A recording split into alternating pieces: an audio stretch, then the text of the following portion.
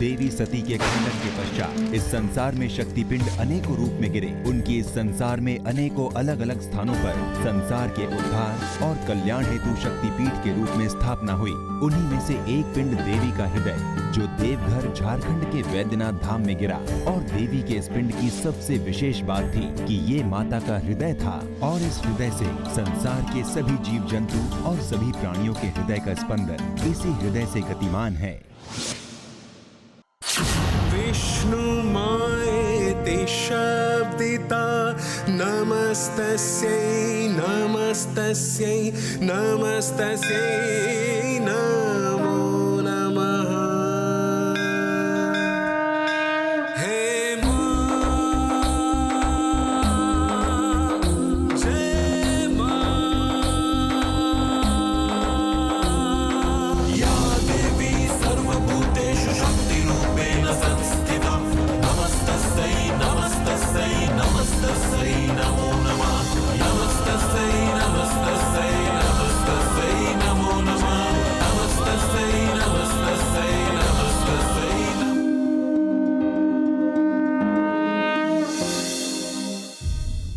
आकाशात् पतितं तोयं यथा गच्छति सागरम।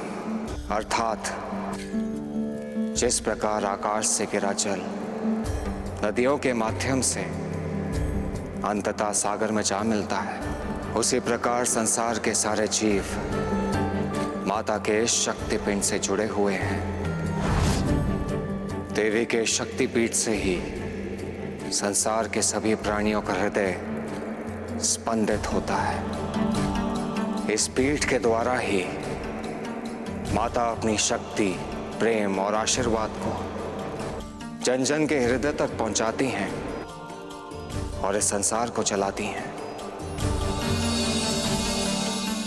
इसलिए संसार के सभी प्राणी देवी के शक्तिपीठ से शक्ति पाकर अपनी गति की ओर अग्रसर होते हैं। ये क्या? ऐसा प्रतीत होता है कि आदि शक्ति द्वारा संचालित इस सृष्टि के नियमों को कोई खंडित करने का प्रयास कर रहा है। कौन है वो अहंकारी जो ऐसा अनर्थ करने का दुस्साहस कर रहा है? लाल तन विकराल बाहु विशाल उन्नत भाल है। विद्रूप विध्वंसक मति मदमत्त गज सी चाल है। करे अट्टहास विनाशकारी गूंजे ज्योति लोक में। चल चल गगन कंपित हुए डूबा जगत भय शोक में। निर्भय निरंकुश ये निशाचर कौन है? निर्भय निरंकुश ये निशाचर कौन है? निर्भय निरंकुश ये निशाचर कौन है? दुगलाल तन विकराल बाहु विशाल उन्नत भाल है। विद्रूप विध्वंसक मति मदमत्त गज सी चाल है। करे अट्टहास विनाशकारी गूंजे ज्योति लोक में। चल चल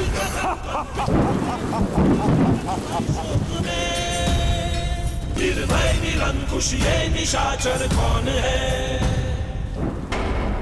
बुध, शुक्र, शनि संसार की नियति को अपनी गति से प्रभावित करने वाले सभी नवग्रह। परंतु आज ना तो बुध का ज्ञान काम आया, ना शुक्र का प्रेम और ना शनि की वक्र दृष्टि। इससे बड़ी विडंबना और क्या हो सकती है कि आज रावण की शक्ति के सम्मुख इस संसार को चलाने वाले नवग्रह शीर्षासन कर रहे हैं। विनाश काले विपरीत बुद्धि रावण। रावण अपनी शक्ति का इतना अहंकार उचित नहीं। बुद्धिमान बुद्ध अहंकार वही करते हैं जिनके पास शक्ति होती है। बलहीन तुम्हारी तरह व्यर्थ ही बड़बड़ करते हैं। रावण, मत भूलो कि समय से अधिक बलवान और कोई नहीं होता। इसलिए उचित समय आने पर तुम्हें तुम्हारे कर्मों का कठोर दंड अवश्य मिलेगा। दंड वो दिया करते हैं जो विजयी होते हैं, पराजित तो केवल आज्ञा का पालन करता है। जैसे तुम सब अभी कुछ ही देर में मेरी आज्ञा का पालन करोगे। रावण, हम नवग्रह हैं। हम वही करते हैं जो संसार के लिए धर्म संगत हो। तुमने हमें पराजित अवश्य किया है, किंतु इसका ये अर्थ नहीं कि हम तुम्हारे कहने पर अधर्म करने लगे। रस्सी जल गई पर बल नहीं गया। मैं भी देखता हूं कि महाप्रतापी त्रिलोकी विजयी रावण की आज्ञा का उल्लंघन कैसे करते हो तुम लोग। अब इस संसार में वही होगा जो मैं कहूंगा, क्योंकि इस संसार को चलाने वाले नवग्रह अब मेरी आज्ञा पर गति करेंगे। रावण, तुम असमय अपनी मृत्यु को आमंत्रित कर रहे हो। मृत्यु? इसीलिए मैं यहाँ आया हूँ बुद्ध, मृत्यु को जीतने। आज मैं तुम्हारे स्थान को बदलकर तुम्हें ऐसे स्थान पर निश्चित करूंगा कि मेरे जीवन से मृत्यु योग सदा सदा के लिए हट जाएगा। यह असंभव है रावण। यह असंभव था शनि, किंतु अब नहीं, क्योंकि कुछ ही समय बाद तुम सब नवग्रह अजर अमर रावण की आरती गाओगे।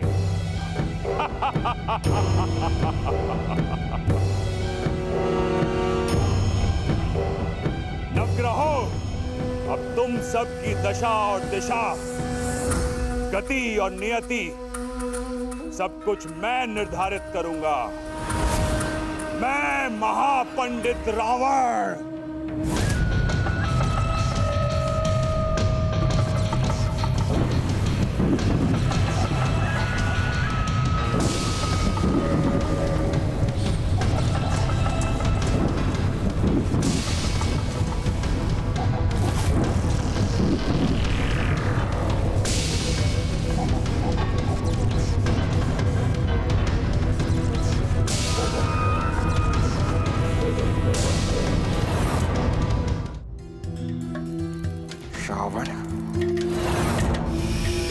स्वयं अमर होने के लिए अधर्मी रावण ने संपूर्ण संसार का जीवन संकट में डाल दिया है। हमें उसे रोकने का कोई मार्ग ढूंढना होगा, अन्यथा अनर्थ हो जाएगा।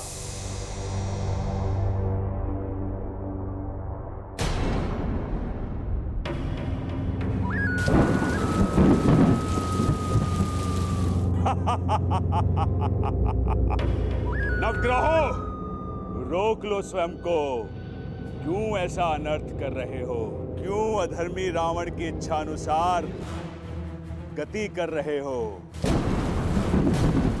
क्यों अमर बनाना चाहते हो मुझे? रोक लो अपने आप को। शनि, रोको अपने आप को, रोको। आज मैं इन नवग्रहों को इस स्थिति में ला दूंगा कि स्वर्ग पाताल के समान निसत्व हो जाएगा। पृथ्वी केवल असुरों के भोग योग्य रह जाएगी। अब संपूर्ण संसार का स्वामी मैं होऊंगा। सबका भाग्य मैं निर्धारित करूंगा, क्योंकि सभी नवग्रह मेरे अधीन हैं, मेरे रावण के अधीन।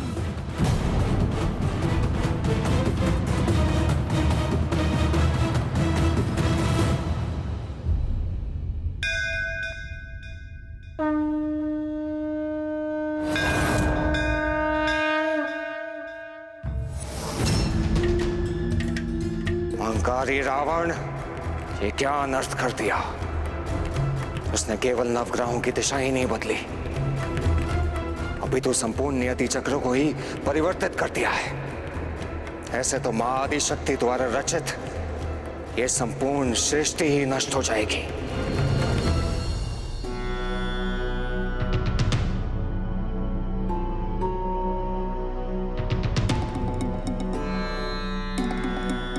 सत्य कह रहे हैं भैरव। हे महाभैरव, रावण के अधर्म के कारण ना केवल सृष्टि बल्कि माता के हृदय से बने शक्तिपीठ पर भी संकट आ गया है। हाँ, क्योंकि माता का हृदय संपूर्ण संसार से जुड़ा हुआ है। इसलिए जब संसार पर संकट आता है तो माता का यह शक्तिपीठ भी संकट में पड़ जाता है।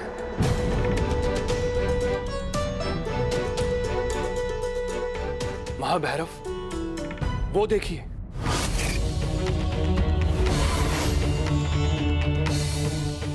शक्ति पिंड से निकलने वाली लहरें प्रतिक्षण क्षीण होती जा रही हैं। माता के हृदय का स्पंदन प्रतिपल कम होते जा रहा है।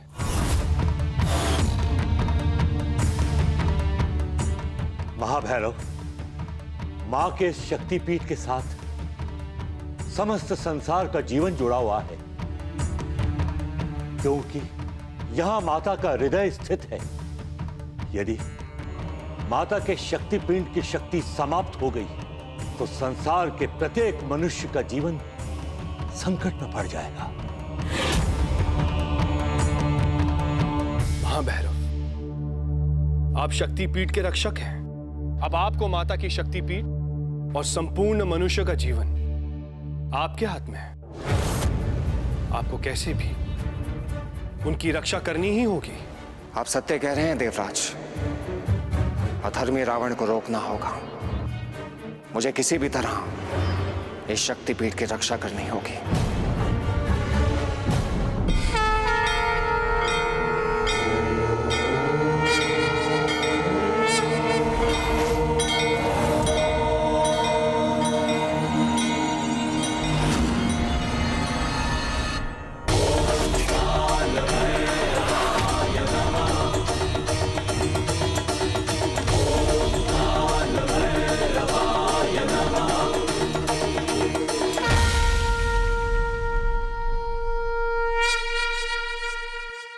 हे बैजनाथ भैरव, इस संसार में माता सती के हृदय की रक्षा के लिए ही आपका अवतरण हुआ है।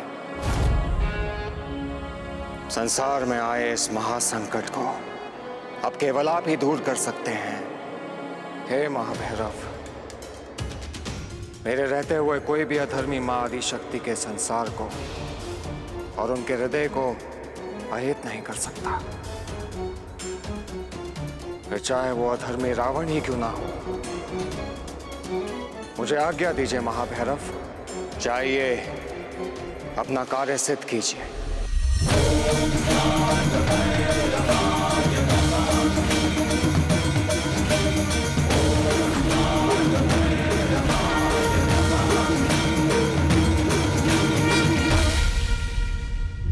ऋषि भार्गव, संसार में कैसा अनर्थ घट रहा है। असमय ही हिमखंड पिघलने लगे हैं और नदियों ने भी अपना मुख मोड़ लिया है और जंगल भी स्वयं ही जल रहे हैं। हाँ ऋषिवर, कहीं ये किसी महाप्रलय के लक्षण तो नहीं?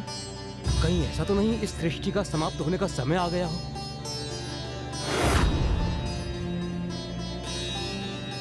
नहीं ऋषियों, अभी तो त्रेता युग का आरंभ हुआ है और इस कुंडली के अनुसार भी ये युग सभी मानवंतरों में सबसे अधिक शुभ होगा।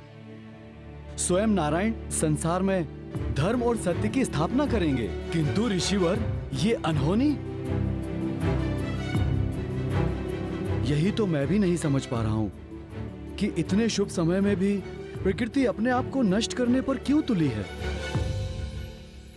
ऋषिवर, ऋषिवर, हमारी सहायता कीजिए, हमारी सहायता कीजिए ऋषिवर।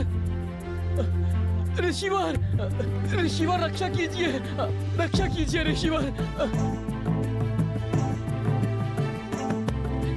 रक्षा कीजिए। क्या बात है? क्या हुआ इन स्त्रियों को?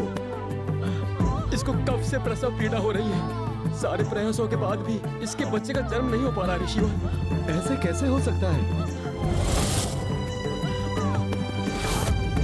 पता नहीं ऋषिवर, आप ही कुछ कर सकते हैं। आप ही कुछ कीजिए ऋषिवर।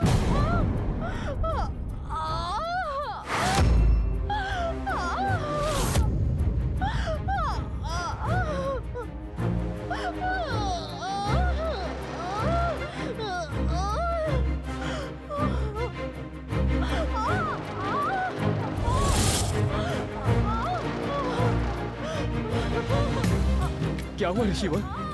आप शांत क्यों हो गए? बोलिए ऋषिवर, क्यों हमारे बच्चे का जन्म नहीं हो पा रहा है? जिस घड़ी में इस बच्चे का जन्म होने वाला था, किसी कारणवश ये घड़ी आ ही नहीं पा रही है, इसीलिए इस बच्चे का जन्म नहीं हो रहा है। किंतु ऋषिवर, ऐसी प्रसव पीड़ा से तो मेरी पत्नी की मृत्यु हो जाएगी। नहीं ऋषिवर, ऐसा नहीं हो सकता। नहीं ऋषिवर, मेरी पत्नी को बचा लीजिए, कुछ कीजिए ऋषिवर, मेरी समस्याओं का निराकरण कीजिए ऋषिवर। मुझे क्षमा करो, किंतु इसमें मैं कुछ नहीं कर सकता।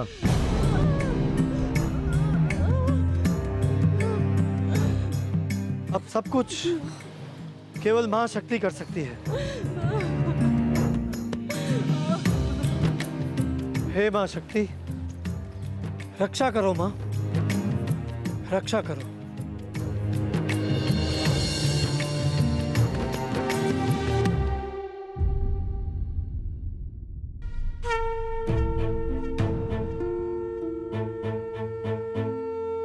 भैरव, नवग्रहों की दिशा बदल जाने के कारण मेरी शक्तियां क्षीण होती जा रही हैं और इसीलिए मेरे शक्ति पिंड से संसार को मिलने वाली ऊर्जा भी समाप्त होती जा रही है। हमें इस अनर्थ को रोकना होगा। हाँ माता, परंतु इसका मार्ग क्या होगा? बैजनाथ, हमें किसी भी प्रकार सभी नवग्रहों को अधर्मी रावण के बंधन से मुक्त करवाना होगा। परंतु माता, आप तो जानती हैं कि यह संभव नहीं है। महादेव के आशीर्वाद से रावण को युद्ध में कोई भी परास्त नहीं कर सकता। जब साम दाम से काम हो जाए तो युद्ध करने की क्या आवश्यकता? मैं कुछ समझा नहीं माता। रावण के अधर्म को रोकने के लिए मेरे पास एक योजना है। कैसी योजना माता? भैरव, साम दाम दंड भेद, ये धर्म की रक्षा के ही शस्त्र हैं। किंतु इस योजना में मुझे तुम्हारी सहायता की आवश्यकता होगी। माता, आपकी प्रत्येक इच्छा मेरे लिए आज्ञा है। मैं आपके लिए सदा ही उपस्थित हूं। आप केवल अपनी योजना बताएं।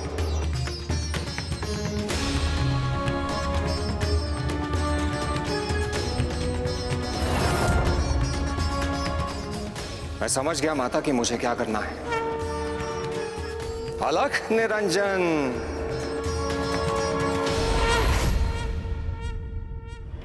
लंका वासियों, ध्यान से देखो इन्हें। ये नवग्रह हैं।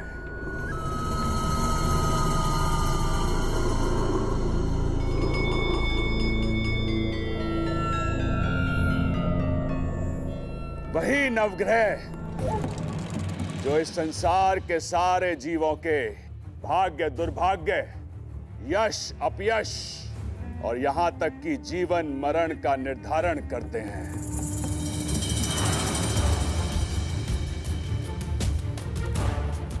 किंतु अब इनके भाग्य दुर्भाग्य और जीवन मरण का निर्धारण हमारे हाथ में है।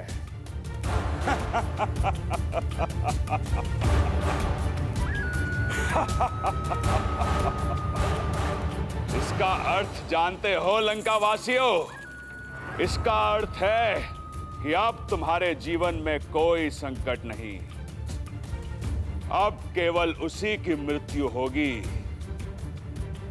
जिसकी मृत्यु हम चाहेंगे,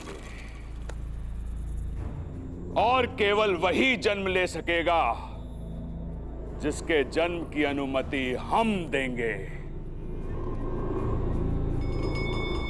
अब सातों द्वीप, तीनों लोक और संपूर्ण सृष्टि हमारे अधीन होगी, लंकापति रावण के अधीन। त्रिलोक विजेता महाराज रावण की जय। त्रिलोक विजेता महाराज रावण की जय। त्रिलोक विजेता महाराजा रावण की जय। त्रिलोक विजेता महाराजा रावण की जय। त्रिलोक विजेता महाराज रावण की जय। अलख निरंजन।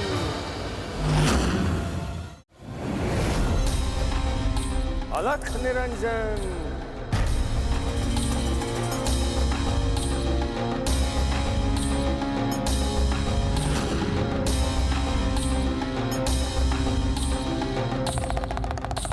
अलख निरंजन। बम बोले भूल न जाना, काशी छोड़ के दूर न जाना। दिवा स्वप्न को मार दे ताला, जो झूठ कहे उसका मुंह काला।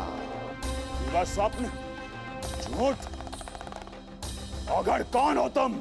जिसको तुमने शीश चढ़ाया उसी अवधूत का भक्त है आया। बोलो अलख निरंजन। महादेव भक्त औघड़, बोलो क्या चाहिए तुम्हें? एकदम उचित समय पर आए हो। जो भी मांगना है मांग लो, तीनों लोकों के अधिपति महाराज रावण से। तीनों लोकों के अधिपति और तुम? पंडित बात बदलते झूठा, गुड़ कहे मुख होए ना मीठा। अलख निरंजन। पंडित रावण, केवल गुड़ गुड़ कहने से मुख मीठा नहीं होता।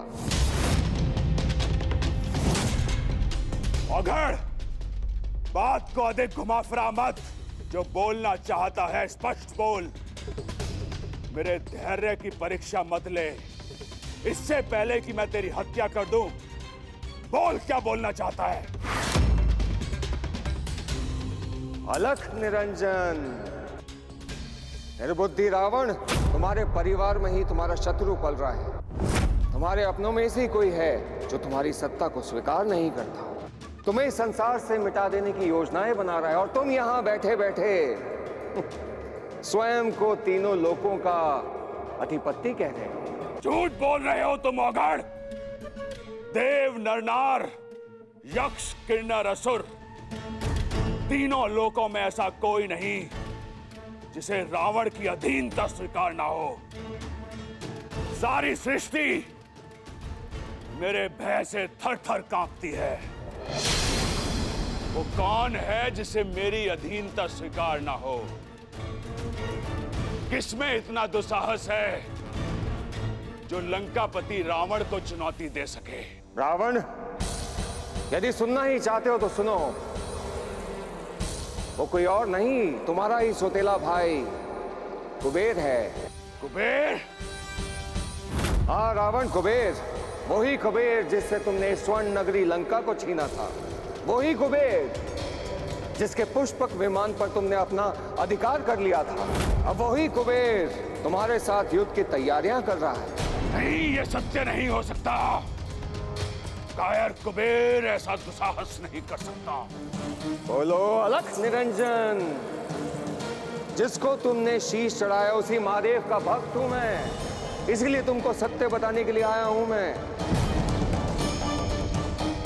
अब तुम्हें सत्य पे विश्वास करना है तो करो, अन्यथा झूठ मूठ का तीनों लोगों का अधिपति बने रहो। ये तुम्हारी इच्छा है रावण। बोलो अलख निरंजन।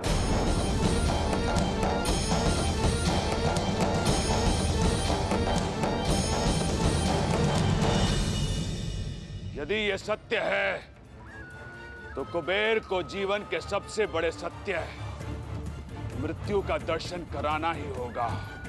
तो फिर जाओ और कुबेर को विवश करो कि वो तुम्हारा आधिपत्य स्वीकार करे।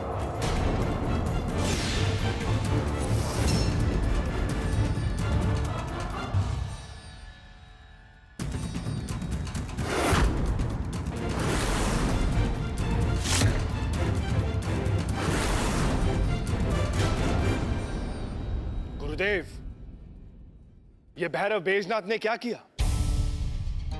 नवग्रहों को मुक्त करवाने के स्थान पर उन्होंने रावण को कुबेर का शत्रु बना दिया। ये समाधान है अथवा एक नई समस्या? लगता है समस्या का समाधान अब युद्ध के द्वारा ही संपूर्ण होगा।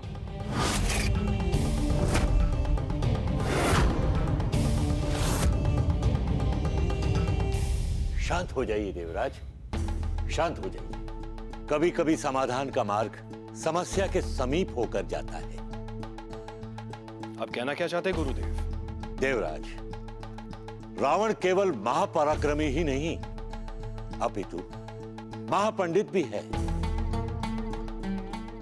और ऐसे महापंडित को छलना कोई सरल कार्य नहीं है। इसलिए भैरव पर विश्वास रखिए। वे जो भी कर रहे हैं योजना के अनुसार ही कर रहे हैं। गुरुदेव, मुझे भैरव पर पूर्ण विश्वास है, किंतु शीघ्र ही उनकी यह योजना सफल नहीं हुई तो संपूर्ण सृष्टि संकट में पड़ जाएगी।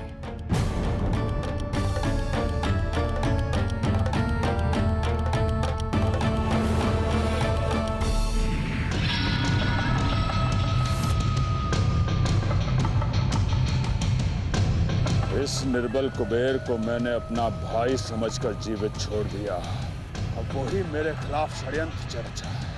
आज इस कुबेर के साथ साथ सभी यक्षों का अस्तित्व मिटा दूंगा मैं। त्र्यंबकं यजामहे सुगंधिं पुष्टिवर्धनम् उर्वारुकमिव बन्धनान् मृत्युर्मोक्ष्यमामृतात्।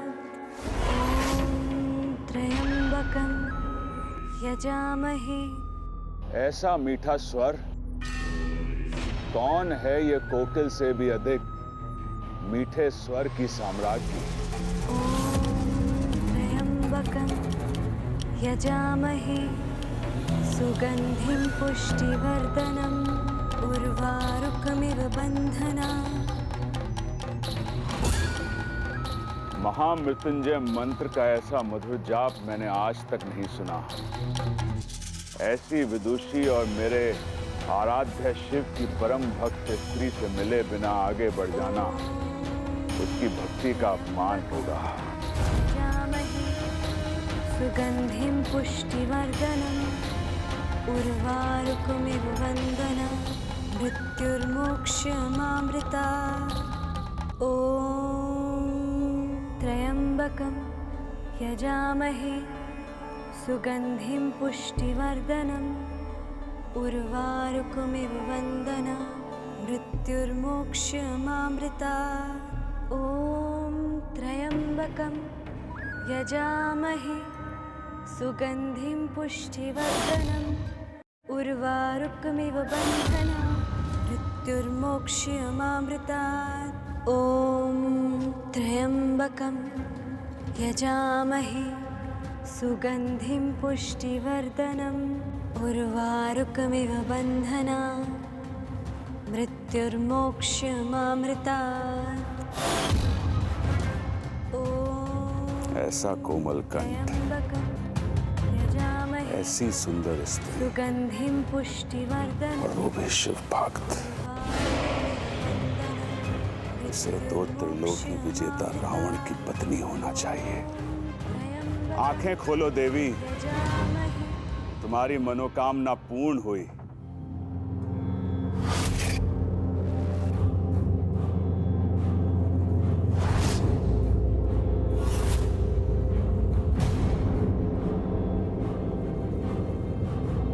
कौन है आप और इस प्रकार मेरे समाधि को खंडित करने का क्या अर्थ है?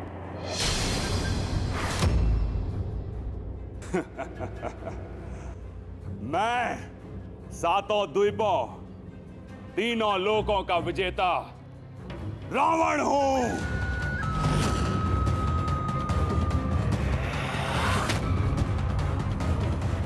सभी नवग्रह मेरे बंदी हैं।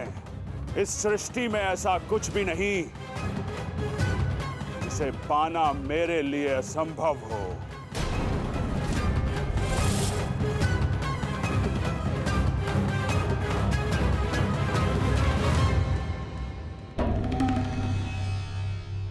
रावण, जैसा सुना था वैसा ही पाया। अभिमानी रावण।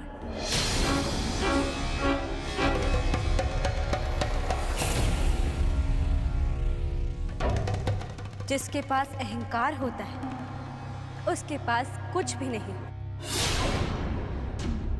स्त्री,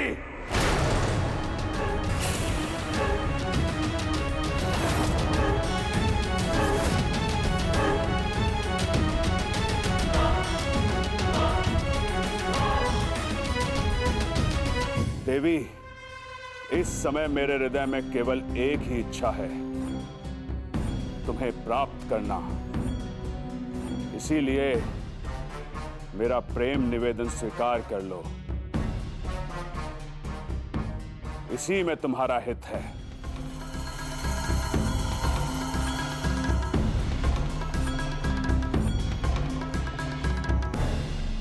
रावण, मैंने पहले ही अपना जीवन महादेव को अर्पित कर दिया है।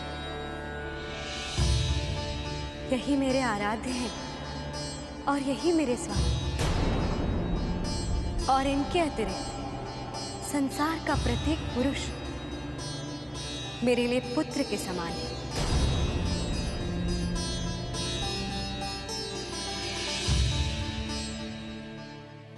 देवी, महादेव मेरे भी आराध्य हैं। मैंने एक बार नहीं 10 बार उन्हें शीर्ष अर्पित किया है। इसीलिए मैं 10 कंधर रावण हूं।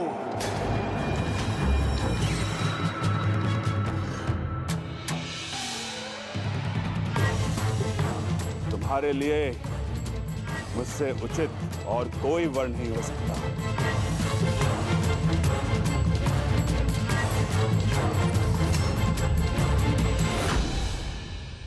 दस कंधर रावण, जब तक अहंकार नहीं छूटता तब तक कोई भक्त नहीं बन सकता। तुम अपने भक्ति के कारण नहीं, अपितु अपने अहंकार के कारण 10 कंधर हो रावण। यह अधर्मी रावण तो कुबेर के पास ही जा रहा है, किंतु यह माता के पास क्यों रुक गया? समस्या सुलझने के स्थान पर उलझती ही जा रही है।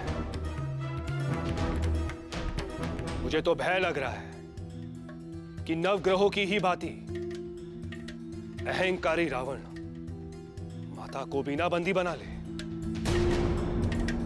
तुम्हें महादेव चाहिए और मुझे तुम। मैं तुम्हें वचन देता हूं कि तुम्हारी महादेव की आराधना में कभी बाधा नहीं बनूंगा। देवी, अब तुम्हारे पास मुझसे विवाह ना करने का और कोई कारण नहीं है। वहीं रुक जाओ रावण।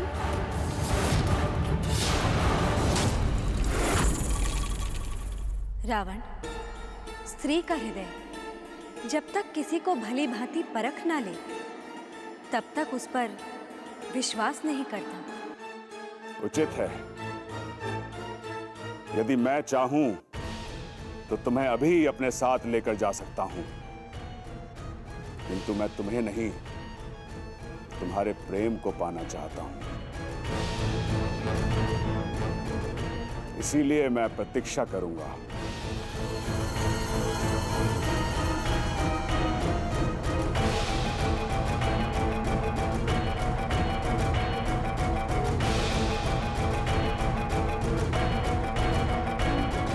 स्त्री, तुम्हें जो भी सोचना है सोचो, किंतु अंतिम निर्णय मेरा ही होगा। मैं तुम्हें प्राप्त करके ही रहूंगा।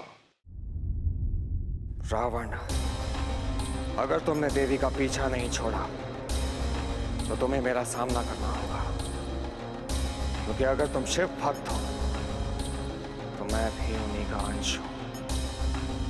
और मेरी प्रतिज्ञा है अपने आप से, मैं देवी पर कोई आंच नहीं आने दूंगा।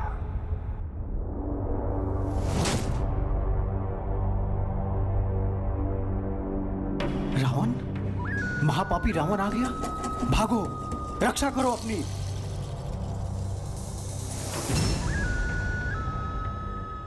मुझसे भयभीत होने की आवश्यकता नहीं है। ये बताओ कि वो स्त्री कहाँ है जिससे मैं विवाह करने वाला हूँ? वो उस और देवी दुर्गा की कुटी है।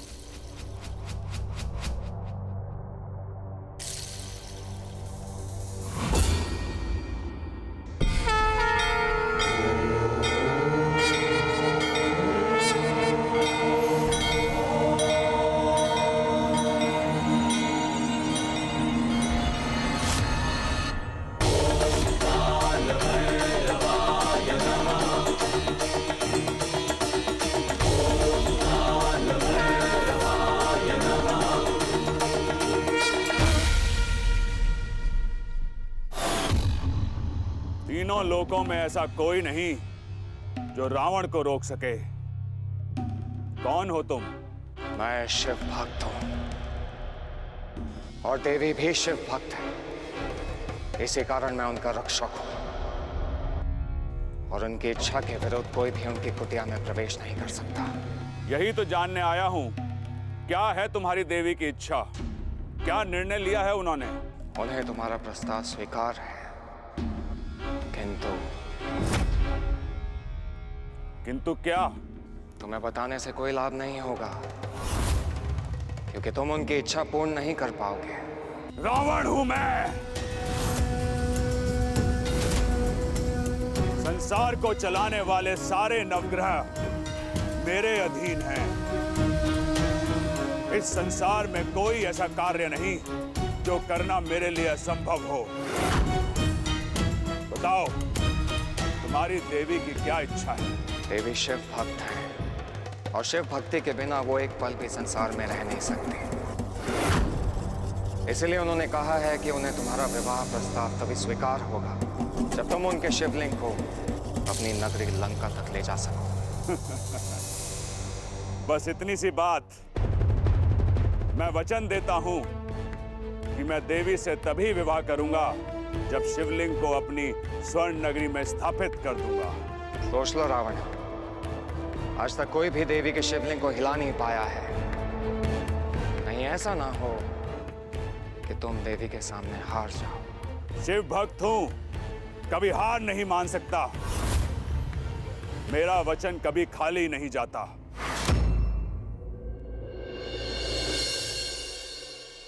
रावण,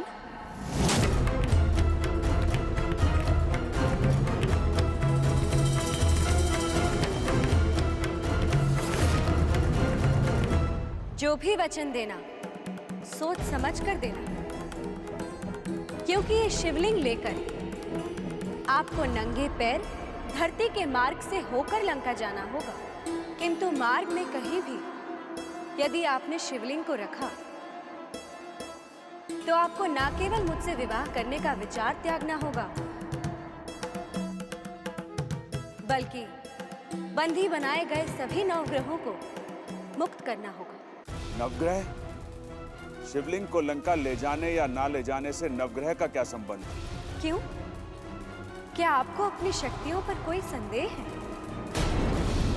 लंकापति, क्या आपको ये भय है कि आप असफल हो गए तो? यदि ऐसा है तो आप अपनी स्वर्ण नगरी वापस जा सकते हैं। देवी, मुझे स्वीकार है। आपसे विवाह करने के लिए मुझे आपकी प्रत्येक इच्छा स्वीकार है। मैं लंकापति रावण आपको वचन देता हूं कि यदि मैंने शिवलिंग को कहीं भी मार्ग पर रखा तो मैं नवग्रहों को मुक्त कर दूंगा।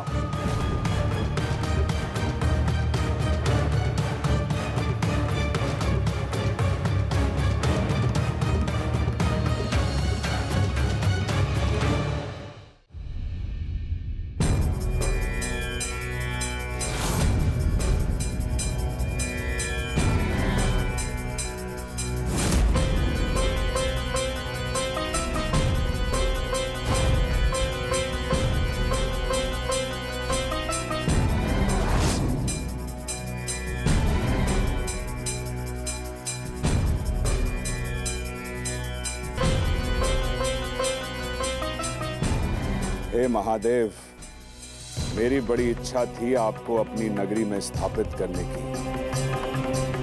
अच्छा हुआ आज आपकी परम भक्त देवी दुर्गा के कारण एक पंथ दो काज सिद्ध होने जा रहे हैं।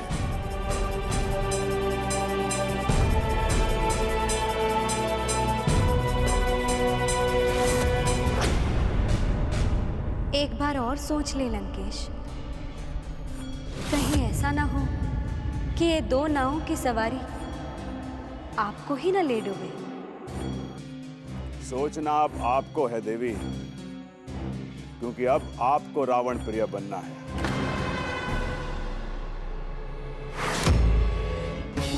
इस संसार की रक्षा हेतु मैंने रावण को उलझा तो दिया है, किंतु यदि आज रावण ने शिवलिंग को उठा लिया और वो अपने कार्य में सफल हो गया तो संसार में बहुत बड़ा संकट आ जाएगा।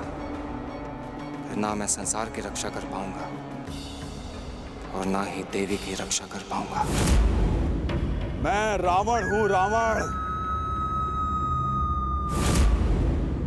मेरा सामना करने का बल किसी देवी देवताओं में नहीं है। मैं बलशाली रावण हूं।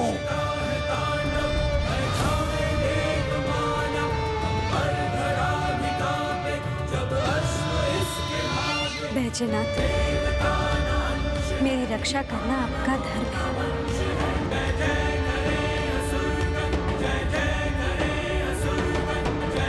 हर हर महादेव।